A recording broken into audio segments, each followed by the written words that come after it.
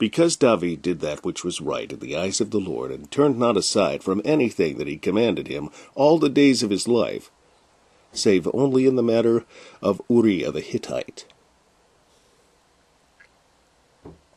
And it came to pass, after the year was expired, at the time when kings go forth to battle, that David sent Joab and his servants with him, and all Israel, and they destroyed the children of Ammon, and besieged Rabbah. But David tarried still at Jerusalem. And it came to pass, in an eveningtide, that David arose from off his bed, and walked upon the roof of the king's house. And from the roof he saw a woman washing herself, and the woman was very beautiful to look upon. David sent and inquired after the woman. And one said, Is not this Bathsheba the wife of Eliam, the wife of Uriah the Hittite?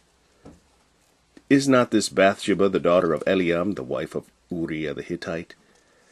And David sent messengers, and took her, and she came in unto him, and he lay with her.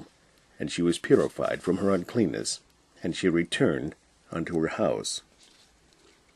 And the woman conceived, and sent and told David, and said, I am with child. And David sent to Joab, saying, Send me Uriah the Hittite.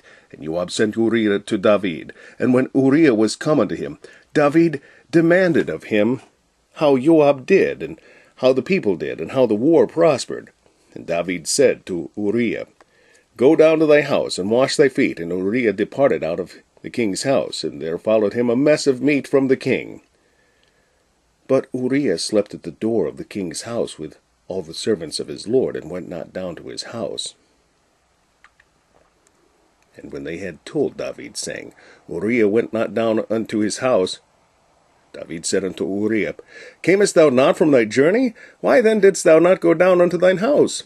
And Uriah said unto David, The ark, and Israel, and Judah, abide in tents, and my lord Joab, and the servants of my lord, are encamped in the open fields. Shall I then go into mine house, to eat and to drink, and to lie with my wife? As thou livest, and as thy soul liveth, I will not do this thing. And David said to Uriah, Tarry here today also, and tomorrow I will let thee depart. So Uriah abode in Jerusalem that day and the morrow. And when David had called him, he did eat and drink before him, and he made him drunk. And at even he went out to lie on his bed with the servants of his lord, but he went not down to his house. And it came to pass in the morning that David wrote a letter to Joab, and sent it by the hand of Uriah. And he wrote in the letter, saying, Set ye Uriah in the forefront of the hottest battle, and retire ye from him, that he may be smitten and die.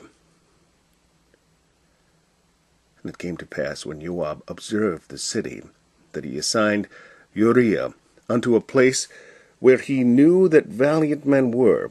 And the men of the city went out and fought with Joab, and there fell some of the people of the servants of David, and Uriah the Hittite died also. Then Joab sent and told David all the things concerning the war, and charged the messengers, saying, When thou hast made an end of telling the matters of the war unto the king, and if so be that the king's wrath arise, and he say unto thee, Wherefore approached ye so nigh unto the city when ye did fight? Know ye not that they would shoot from the wall? Who smote Abimelech the son of Jerubbesheth? Did not a woman cast a piece of millstone upon him from the wall, and he died in Thebez? Why went ye nigh to the wall? Why went ye nigh the wall? Then say thou, Thy servant Uriah the Hittite is dead also. So the messengers went and came and shewed David all that Joab had sent him for.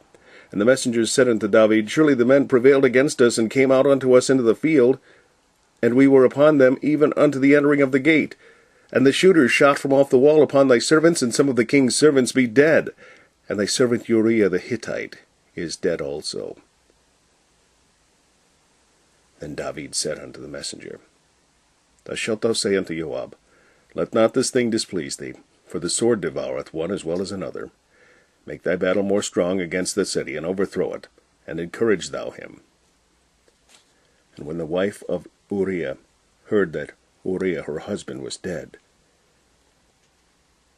she mourned for her husband. And when the mourning was past, David sent and fetched her to his house, and she became his wife, and bare him a son. But the thing that David had done displeased the Lord.